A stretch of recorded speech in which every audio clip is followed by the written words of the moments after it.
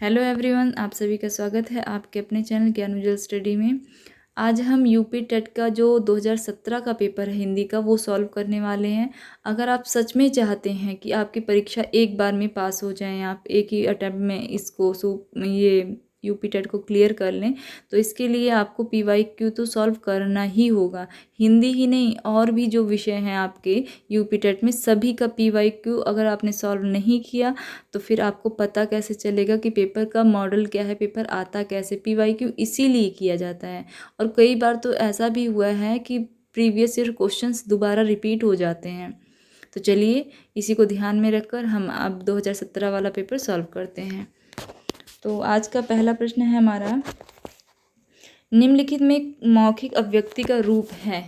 कौन सा रूप है मौखिक अभिव्यक्ति का? शुद्धवर्तनी, सुलेख, श्रुतलेख या आशुभाषण?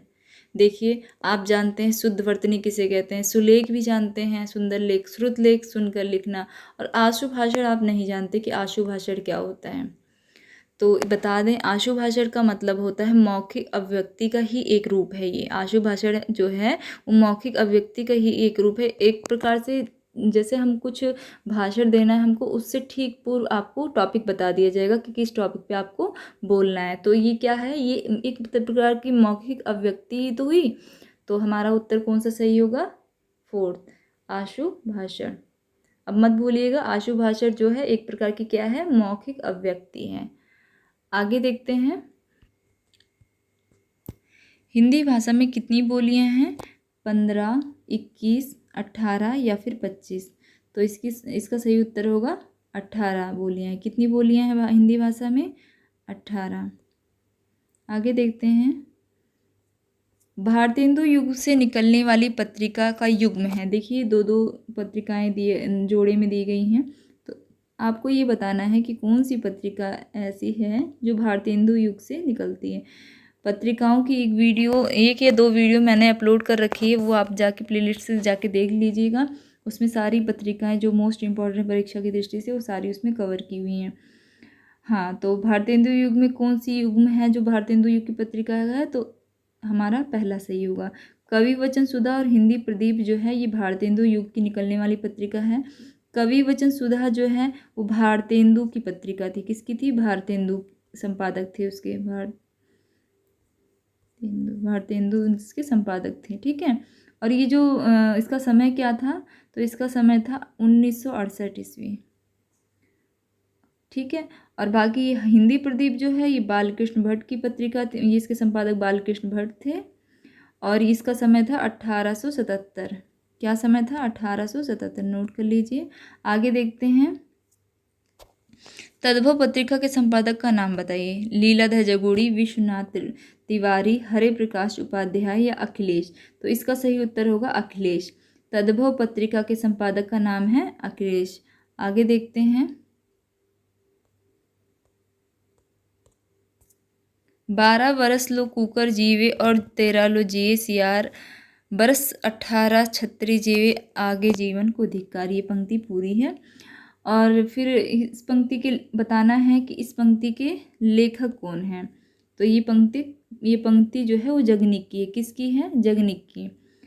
तो परमाल रासो, जगनिक का लिखा हुआ परमाल रासो है, उसी की पंक्ति है। आलाखंड से 12 वर्ष लो कुकर जिए और 13 ले जिए सियार, 18 बरस 18 छत्री जिए आगे जीवन को धिक्कार। आगे देखते हैं, पंक्तियों की भी एक वीडियो अभी जल्दी में 1-2 दिन पहले ही मैंने अपलोड की, अच्छे से देख लीजिए। आदिकाल की सारी पंक्तियां उसमें हैं और उससे ज़रूर परीक्षाओं में आपको देखने को मिलेगी कोई ना कोई पंक्ति। निम्नलिखित में से किस देश में हिंदी भाषा का प्रयोग लिखने व बोलने में किया जाता है? ऑस्ट्रेलिया, दक्षिणी अमेरिका, पाकिस्तान, मॉरिशस? तो किस देश में ऐसा कौन सा देश है जहाँ हिंदी भाषा का प्रयोग लिखने बोलने में किया जाता है? तो वो कौन सा देश है? मॉरिशस। कौन सा देश है? मॉरिशस। आगे चलते हैं, बहुत इम्पोर्टेंट प्रश्न है, उसको ध्यान रखिएगा। सूरसागर किस भाषा की रचना है? अवधी, बुंदेली, ब्रज या फिर छत्तीसगढ़ी? तो इसका सही उत्तर होगा ब्रज। अंत में आप बताइए कि आपके कितने प्रश्न सही हुए। वीरों का कैसा हो बसंत कविता किसने लिखी? सुमित्रा कुमारी चौहान, सुभद्रा कुमारी चौहान, माखन लाल चतुर्वेदी, रामधारी सिंह दिनकर। तो इसका सही उत्तर होगा सुभद्रा कुमारी चौहान। क्या उत्तर सही होगा इसका? सुभद्रा कुमारी चौहान। और एक चीज़ याद रखिए, कभी भी परीक्षा में अगर एक जैसे नाम मिलते जुलते होते हैं ना, तो अक्सर दोनों में से एक होता है, बाकी दो को तो आप भूल जाइए। अक्सर ऐसा होता है, 99% ऐसा होता है कि दो जो मिलते जुलते नाम रहते हैं वही कन्फ्यूज़न क्रिएट करने के लिए ऐसा किया जाता है। चलिए आगे देखते हैं। निम्नलिखित में से कौन सी व्याकरण और वर्तनी से शुद्ध भाषा कहलाती है? साहित्यिक भाषा, प्रांजल भाषा, व्याकरण भाषा या फिर मानक भाषा? जैसा कि नाम से ही है, मानक भाषा ये शुद्ध भाषा वर्तनी की दृष्टि से कहलाती है, क्योंकि इसके लिए कुछ मानदंड व्याकरण को लेके कुछ मानदंड फिक्स कर दिए जाते हैं, इसलिए मानक भाषा जो है वर्तनी की दृष्टि से शुद्ध भाषा कहलाती है। आगे देखते हैं। निम्नलिखित में से कौन सा रासो आलाखंड के नाम से प्रसिद्ध है? पृथ्वीराज रासो, खुमान रासो, परमाल रासो या बीसल रासो? तो देखिए, जैसे अभी हमने आलाखंड की एक पंक्ति देखी थी ना जगनिक की, तो इसका सही उत्तर होगा, क्या सही उत्तर होगा? एक मिनट रुकिए। इसका सही उत्तर होगा परमाल रासो। क्या होगा? परमाल रासो। ये जगनिक के द्वारा लिखा गया। अच्छा, पृथ्वीराज रासो किसके द्वारा लिखा है? तो पृथ्वीराज रासो के जो लेखक हैं वो हैं चंद्रबरदाई। खुमान रासो के लेखक कौन हैं? तो खुमान रासो किसने लिखा है? खुमान रासो जो हैं, एक मिनट बताते हैं। खुमान रासो के जो लेखक हैं वो हैं दलपति विजय। कौन है? दलपति विजय है। और परमाल रासो जगनिक का है, बीसल देव रासो नरपति नाल का है। आगे देखते हैं। निमिष शब्द का पर्याय बताना है। क्या बताना है आपको? निमिष शब्द का पर्याय क्या होगा? प्रकाश, छिद्र, पूर्ण, क्षण। क्या होगा? तो इसका सही उत्तर होगा क्षण। क्या होगा? क्षण। क्षण को निमिष को पल भी कह सकते हैं, क्षण भी इसी का पर्याय है। आगे देखते हैं। मुझसे उठा नहीं गया वाक्य में कौन सा वाच्य है? मुझसे उठा नहीं गया कर्तृवाच्य, कर्मवाच्य, भाववाच्य या उपयुक्त में से कोई नहीं। तो इसमें कर्म की प्रधानता नहीं है, ना ही इसमें कर्ता की प्रधानता। इसमें किसकी प्रधानता? इसमें भाव की प्रधानता है, तो भाववाच्य होगा इसमें। इसका सही उत्तर होगा भाववाच्य। आगे देखते हैं। जिसकी पूर्व से कोई आशा ना हो के लिए एक शब्द बताइए कि जिसकी पूर्व से कोई आशा ना हो। प्रत्याशा, अप्रत्याशित, अपरिमेय या फिर अनाहूत। तो देखिए इसमें लिखा है, एक मिनट, इसमें लिखा है जिसकी पूर्व से कोई आशा ना हो, ना लिखा है ना, इसको देखिए, तो उसको बोलेंगे अप्रत्याशित। प्रत्याशित का अपोजिट होगा अप्रत्याशित। तो फिर आ लग जाने से ना का अर्थ सार्थक हो जा रहा है ना, तो पूर्व से कोई आशा नहीं, उसको बोलेंगे अप्रत्याशित। बी आंसर, दूसरा आंसर सही होगा। आगे देखते हैं। गोधूम शब्द का तद्भव है गेहूं, गाय, गोबर, गोधन। तो गोधूम का क्या होगा? गेहूं होगा, गाय होगा, गोबर होगा या फिर गोधन होगा? तद्भव बताना है आपको। तो गोधूम का होगा गेहूं। क्या होगा? गेहूं होगा। और गाय का तत्सम क्या होगा? गाय जो है एक तद्भव शब्द है, तो गाय का तत्सम होगा गौ। क्या होगा? गाय का गौ होगा। और गोबर का तत्सम क्या होगा? गोमय। गोमय। और ये जो है गोधन जो है ये तद्भव शब्द है। ठीक है, गोधन क्या है? वो तद्भव शब्द है। आगे देखते हैं। निष्कपट शब्द का संधि विच्छेद बताना है, कौन सा सही है? तो निधन कपट सही होगा, या फिर निष्कपट सही होगा, या निकपट होगा, या निष्कपट होगा? तो इसका सही उत्तर होगा ए, निधन कपट। ये एक विसर्ग संधि है। ठीक है, निष्कपट एक विसर्ग संधि है। आगे देखते हैं। निम्न में से किस शब्द की वर्तनी सही है? अनुग्रहित, अनग्रहित, अनुग्रहित या फिर अनुगृहित? अनुगृहित। तो इसका सही उत्तर क्या होगा? तो इसका सही उत्तर होगा अनुगृहित। सही है। ठीक है, अनुगृहित सही उत्तर होगा। आगे देखते हैं।